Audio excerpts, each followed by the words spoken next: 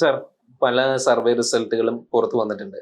അപ്പോൾ നമ്മൾ യഥാർത്ഥത്തിൽ ഏറ്റവും യോഗ്യമായിട്ടുള്ള സർവേ ആരുടെയാണ്? ആക്സിസ് മൈ ഇന്ത്യയുടേതല്ലേ? ഞാനത് അങ്ങനെ മാത്രം പറയില്ല, എങ്കിലും കൂടുതൽ വിശ്വാസ്യത. കാരണം അവര് കുറെ കൂടി ഡീറ്റെയിലേക്ക് പോയിട്ടുണ്ട്. അതായത് gender wise, age wise, caste wise, religion wise ഒക്കെ തന്നെ ഷിഫ്റ്റ് ഏത് വിഭാഗത്തിലാണ് എന്നുള്ളത് കൊടുത്തിട്ടുണ്ട്.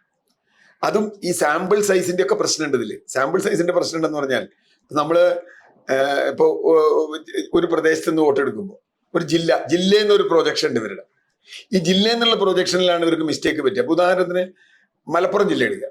മലപ്പുറം ജില്ലയിൽ LDF മാക്സിമം 2 സീറ്റേ പ്രതീക്ഷയുള്ളൂ, തവനൂരും പൊന്നാനി.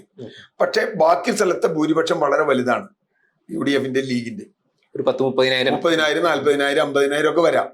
അപ്പൊ എന്താ വെച്ചാൽ മൊത്തം വോട്ടെടുത്ത് കഴിയുമ്പോൾ ഈ 2 മണ്ഡലത്തിൽ കിട്ടാൻ സാധ്യതയുള്ളതിന്റെ സാധ്യത കുറവാ വരുള്ളൂ. പ്രൊജക്ഷൻ അല്ലെങ്കിൽ LDF കിട്ടാനുള്ള വോട്ടിന്റെ പ്രൊജക്ഷൻ കുറയും. പക്ഷെ അങ്ങനെ ആയിക്കൊള്ളുന്നില്ല. ഓരോ മണ്ഡലത്തിലും സ്പെസിഫിക് ആയ കാര്യങ്ങളുണ്ട്. ഇപ്പൊ തവനൂരോ പൊന്നാനിയോ നിങ്ങൾക്ക് മലപ്പുറം മൊത്തെടുത്ത് റീഡ് ചെയ്യാൻ പറ്റില്ല. അങ്ങനെയുള്ള ഒരു പ്രശ്നമുണ്ട്. അതുകൊണ്ട് എന്ത് സംഭവിക്കുമെന്ന് വെച്ചാൽ ഈ 2 എന്നുള്ളത് ചിലപ്പോൾ 3 ആവാം, ചിലപ്പോൾ 1 ആവാം. കാരണം അത് അങ്ങനെയുള്ള ഒരു സംഭവമുണ്ട്. ഇത് എല്ലാ ജില്ലയിലും ബാധകമാണ്. കാരണം മണ്ഡലം സ്പെസിഫിക് ഉണ്ട്. ഇപ്പൊ കണ്ണൂർ ഇതുപോലെ തന്നെയാണ്. കണ്ണൂർ ജില്ലയിൽ CPM വലിയ വോട്ട് കിട്ടുന്ന കുറെ മണ്ഡലങ്ങളുണ്ട്. അത് വെച്ചിട്ട് നമുക്ക് കണ്ണൂരോ അഴീക്കോടോ കൂത്തുപറമ്പോ, പേരാവൂര് പോട്ടെ, കൂത്തുപറമ്പോ കണക്കാക്കാൻ പറ്റില്ല. കാരണം CPM ബേസിലുള്ള വോട്ട്. അപ്പൊ അതുകൊണ്ട് ഞാൻ പറഞ്ഞത് ഈ സർവേകളിലൊക്കെ പ്രശ്നമുണ്ട്. ഞാനിപ്പോ എല്ലാ സർവേകളിലും ആകെ പൊതുവായി കാണുന്ന ഒരു കാര്യം UDF മേൽക്കൈ ഉണ്ട് എന്നുള്ളതാണ്. മറ്റു സംസ്ഥാനങ്ങളിലൊന്നും അങ്ങനെ കണ്ടിട്ടില്ല. ആസാമിലാണ് പിന്നെ കണ്ടിട്ടുള്ളത്. BJPയുടെ ആധിപത്യം കണ്ടിട്ടുള്ളത്.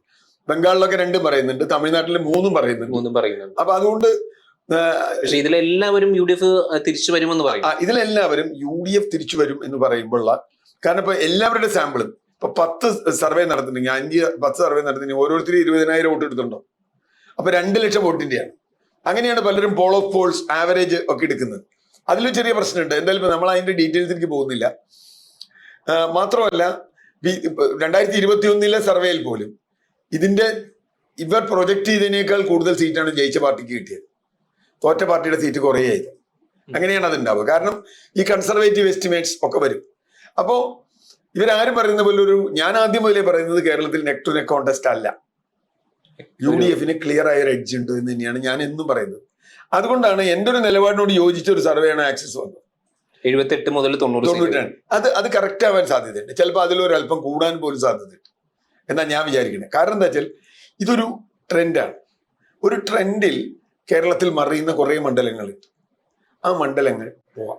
മറിയാത്ത കുറെ മണ്ഡലങ്ങളുണ്ട്. ഏത് ട്രെൻഡ് വന്നാലും മറിയാത്ത കുറെ മണ്ഡലങ്ങൾ കോൺഗ്രസിനുണ്ട്, ലീഗിനുണ്ട്, CPM ഒക്കെ ഉണ്ട്. മൂന്ന് പാർട്ടിക്കേ ഉള്ളൂ. എങ്ങനെ ട്രെൻഡ് വന്നാലും മറിയാത്ത മണ്ഡലങ്ങൾ. ബാക്കി മണ്ഡലങ്ങളൊക്കെ മറിയാം. അപ്പൊ അതുകൊണ്ട് മറിയലിന്റെ എണ്ണം ചെറിയ തോതിൽ അങ്ങോട്ടും ഇങ്ങോട്ടും ഒക്കെ മാറാം. ഇപ്പൊ ഇവര് 90 അല്ലെ അവര് പറഞ്ഞ ആക്സിസ് മൈ ഇന്ത്യ 78 മുതൽ 90 വരെ 90 എന്നുള്ളത് 95, 100 വരെ ആവാം. അതിനകത്ത് അത്ഭുതമൊന്നുമില്ല. ഞാൻ അത്ഭുതമൊന്നും കാണുന്നില്ല. അതുകൊണ്ടാണ് ആക്സിസ് സർവേയോട് കാരണം അങ്ങനെ ഒരു കീഴ്വഴക്കമാണ് കേരളത്തിലുള്ളത്. അല്ല, അത് മാത്രമല്ല, നമ്മുടെ ലോക്സഭാ തെരഞ്ഞെടുപ്പുകളിലും അതോടൊപ്പം തന്നെ നിയമസഭാ തെരഞ്ഞെടുപ്പുകളിലും കേരളത്തെ സംബന്ധിച്ചിടത്തോളം വളരെ വ്യക്തമായിട്ട് പ്രഡിക്റ്റ് ചെയ്ത ഒരേ ഒരു തീർച്ചയായിട്ടും. അല്ല, ആക്സിസിന്റെ തമിഴ്നാട് സർവേ എനിക്ക് വിശ്വാസമില്ല കേട്ടോ. എന്തോ എനിക്കറിയില്ല എന്താ സംഭവിച്ചെന്നറിയില്ല. കാരണം സാമ്പിളിങ് ചിലപ്പോൾ ശരിയാവാം. ഞാൻ അവരുടെ തമിഴ്നാട് സർവേ തെറ്റാണെന്ന് ഞാൻ പൂർണ്ണമായി പറയുന്നില്ല. കാരണം അവർക്ക് കിട്ടിയ സാമ്പിൾ വേറെയാവാം, ഇവർക്ക് കിട്ടിയ സാമ്പിൾ വേറെയാവാം. പക്ഷെ എല്ലാ സർവേകളിലും ഒരു സർവേ മാത്രം തിരിച്ചു പറയുമ്പോൾ എന്തുകൊണ്ടോ അതിലൊരു പ്രശ്നമുണ്ട്. കേരളത്തിൽ അങ്ങനെയല്ല. എല്ലാ സർവേ UDF പറയുന്നു. സീറ്റിന്റെ എണ്ണത്തിൽ മാത്രമാണ് ഇവർ തമ്മിലുള്ള ചെറിയ ചെറിയ വ്യത്യാസമുള്ളത്. അതുകൊണ്ട് സീറ്റിന്റെ എണ്ണം UDF കൂടാനാണ് സാധ്യത. അതുകൊണ്ടാണ് ആക്സിസ് സർവേ കുറെ കൂടി വിശ്വാസയോഗ്യമാണ് എന്ന് എനിക്ക് തോന്നുന്നു. രണ്ടാമത്തെ കാര്യം, കേരളത്തിലെ സാമൂഹ്യമായ ഷിഫ്റ്റിനെ കുറിച്ചൊക്കെ നന്നായി പറഞ്ഞിട്ടുണ്ട്. ഏജ് വൈസ് ഒക്കെ പറഞ്ഞിട്ടുണ്ട്. അവർ ഏജ് വൈസ് സർവേ ഒക്കെ പറഞ്ഞു. അതിൽ കണ്ട ഒരു പ്രധാന കാര്യം, ഈ യങ്ങർ ഏജ് കൂടുതൽ UDF സപ്പോർട്ട് ചെയ്യും. അതിന് പല കാരണങ്ങളുണ്ട്. ഞാൻ ഇത് നേരത്തെ വിചാരിച്ച ഒരാളാണ്. കാരണം കേരളത്തിലെ യങ് വോട്ടേഴ്സിനെ അഡ്രസ് ചെയ്യാനുള്ള ശേഷി CPM നഷ്ടപ്പെട്ടിരിക്കും. ശരിക്കും യങ് വോട്ടേഴ്സിനോട് കമ്മ്യൂണിക്കേറ്റ് ചെയ്യാൻ പറ്റുന്നില്ല. ഒന്നാമത് പിണറായി വിജയൻ എന്ന ബിംബം തന്നെ ഞാൻ വിചാരിക്കുന്നത് കാലഹരണപ്പെട്ട ഒരു ഐക്കണാണ് പിണറായി വിജയൻ. പഴയ മോഡൽ വികസനം വികസനം വികസനം എന്ന് പറയുകയൊക്കെ ചെയ്യുന്നതുകൊണ്ട് ആ ഐക്കൺ പരാജയപ്പെടുന്നതാണ്. കാരണം കേവലം വികസനം എന്ന് പറഞ്ഞാൽ മാത്രം കാര്യമില്ല, എനിക്ക് അനുഭവവേദ്യമാണ്. ഏതെങ്കിലും വലിയ റോഡ് ഉണ്ടായി, പകുതി പിടിഞ്ഞു പോയി, പകുതി റോഡ് ഉണ്ടായി, കുറെ വീട് വെച്ചു, അതല്ല. എന്റെ അനുഭവത്തിൽ എന്താണ്, ഇപ്പൊ ഒരു യുവാവിനെ സംബന്ധിച്ചിടത്തോളം അയാളുടെ അനുഭവത്തിൽ കേരളത്തിൽ വികസനം ഉണ്ടായെന്ന് ചോദിച്ചാൽ കേരളത്തിൽ നിൽക്കാൻ ആഗ്രഹിക്കുന്നുണ്ടോ എന്നുള്ള ചോദ്യമാണ്. കേരളത്തിൽ പോവാണ്. അപ്പൊ അവരെ സംബന്ധിച്ചിടത്തോളം അവർക്ക് ഒരിക്കലും ഒരു പറ്റില്ല.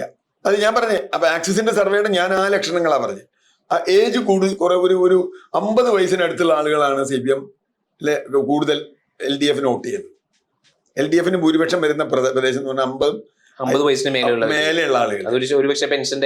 പെൻഷന്റെ ആവാം, ഉദ്യോഗസ്ഥരാവാം. മാത്രമല്ല ട്രഡീഷണൽ കമ്മ്യൂണിസ്റ്റുകാർ. അവരെ സംബന്ധിച്ചിടത്തോളം ഇപ്പൊ എന്നെ പോലുള്ള ഒരാൾക്ക് പോലും ഇടതുപക്ഷത്തിന് എതിരായി സംസാരിക്കാൻ ബുദ്ധിമുട്ടുണ്ട്. നമ്മുടെ ഉള്ളിൽ ഒരു കുത്തുണ്ട്. നമ്മൾ 30 കൊല്ലം വർക്ക് ചെയ്ത ഒരു പാർട്ടി, അതിനെതിരായിട്ട് ഇപ്പൊ ഇങ്ങനെ പറയുമ്പോൾ നമ്മുടെ ഉള്ളിൽ അതൊരു ഒരു ഒരു ഒരു ജാതി പോലെ, മതം പോലെ, ദൈവം പോലെ ഒരു വിശ്വാസം നമ്മുടെ ഉള്ളിൽ ഉറച്ചിരിക്കുക. ആ ഉറച്ച തലമുറയേ ഉള്ളൂ. താഴെയുള്ള തലമുറയിൽ അങ്ങനെ ഒരു വിശ്വാസം ഇല്ല. മാത്രമല്ല ഇവര് പഴയ കാലം മുതൽ കമ്മ്യൂണിസ്റ്റ് പാർട്ടിയായി ബന്ധപ്പെട്ട് നിൽക്കുന്നവരാ. പുതിയ കാലത്ത് കമ്മ്യൂണിസ്റ്റ് പാർട്ടി വന്നവരെ സംബന്ധിച്ചിടത്തോളം അത് പാർട്ടിയുടെ തന്നെ വിലയിരുത്തലുണ്ട്. പ്രത്യയശാസ്ത്രപരമായ ഒരു ദാർഢ്യവുമില്ല, ഒരു ഉറപ്പുമില്ല. അവർക്ക് അങ്ങനെ ക്ലാസ് എടുക്കാറില്ല. പാർട്ടി തന്നെ പല വിശകലനത്തിൽ വന്നിട്ടുണ്ട്.